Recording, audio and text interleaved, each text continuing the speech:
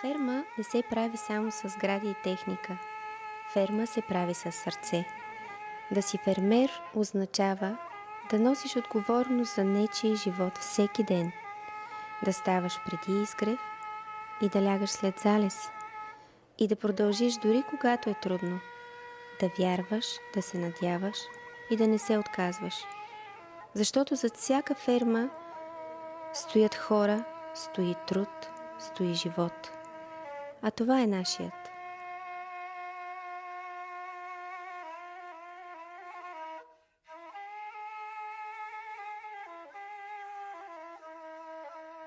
След като сме пуснали музиката, ще отидем в доилната зала да видим и същината на самия процес. Вече сме в доилната зала, където се доят животните. Първият процес в стопанството, това е доенето. Това не е просто вземане на мляко, а е контрол, хигиена, хранене и спокойствие за животните, за да могат да дадат една качествена суровина. От здравето на животните, от чистотата зависи и качеството на млякото, което достига до хората. След като сме издоили млякото и сме го съхранили във ваната, следващият етап е да предадем нашето мляко на мандра. На всеки 2 дни камионът идва, директно от фермата се товари млякото и отива към производство.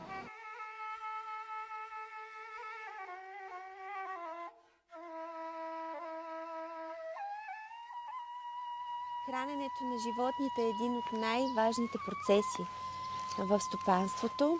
Главно от храненето зависи и здравето на животните.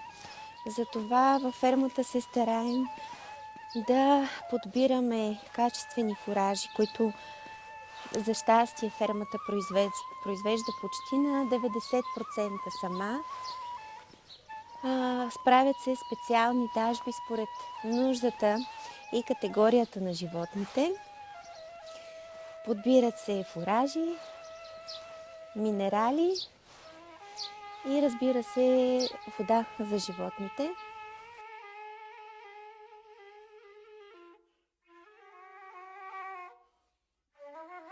Изкарването на паша е важен процес. Животните имат нужда от движение, от чист въздух и свежа тревичка.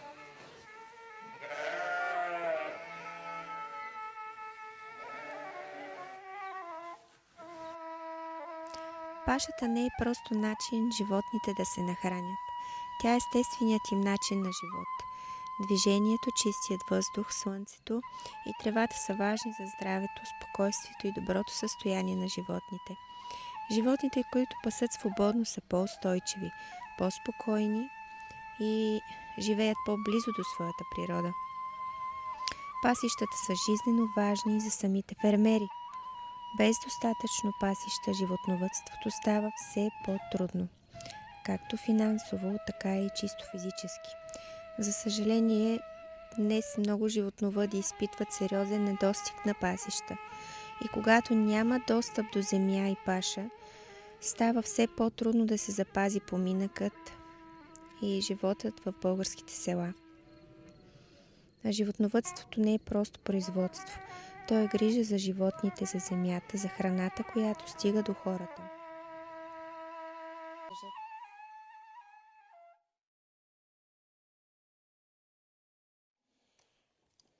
В фермите голям риск са заболяванията и по принцип една грешка може да струва години труд и да върне фермера в началното състояние.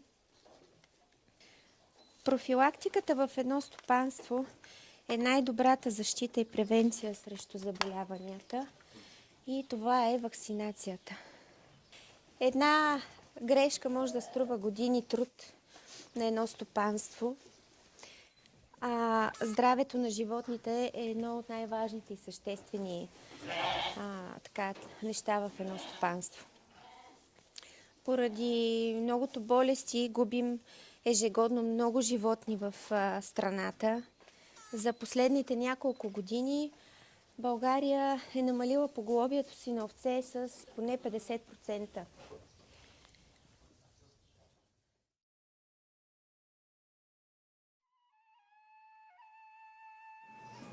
А работата в българското овцевъдство, като кажеш фермер, не си представяш човек, който работи в обора с животните.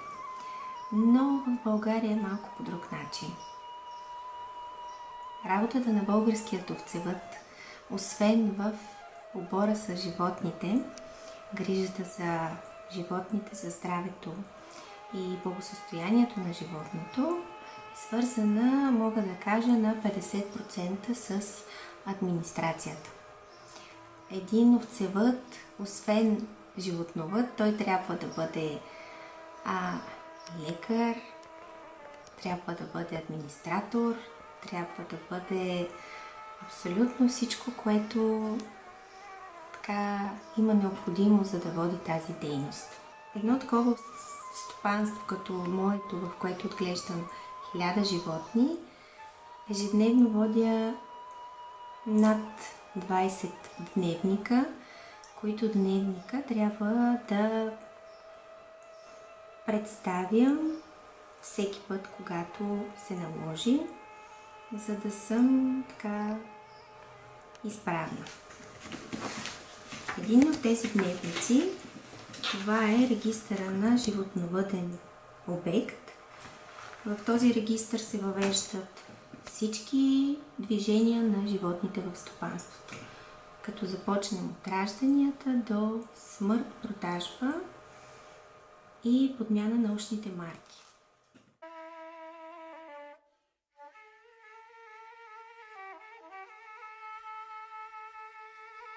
Българският фермер е шампион. Шампион, защото въпреки всичките трудности и условия, в които той трябва да оцелява, все пак го постига, все пак работи, все пак успява да отглежда децата си и да дава един добър пример. Пример, който е наистина жизненно важен днес в съвремието. Защото въпреки всичко модерно, което ни заобикаля, технологиите и желанието да бъдем съвременни, не трябва да забравяме, че храната идва именно от село, от хората, които я произвеждат. И без тях няма как да имаме и хранителен суверенитет.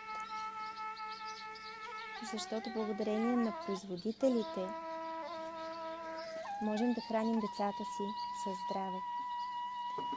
Можем да им подсигурим бъдеще, от което те да вземат пример и да продължат. Надеждата е като изгрева. Идва след всяка трудна нощ. И докато има хора, които посрещат деня във фермата с грижа и отговорност, докато има хора, които не се отказват, докато има хора, които избират българската храна и подкрепят българският фермер, ще я има и надеждата за българското животновъдство, за българската храна, за България.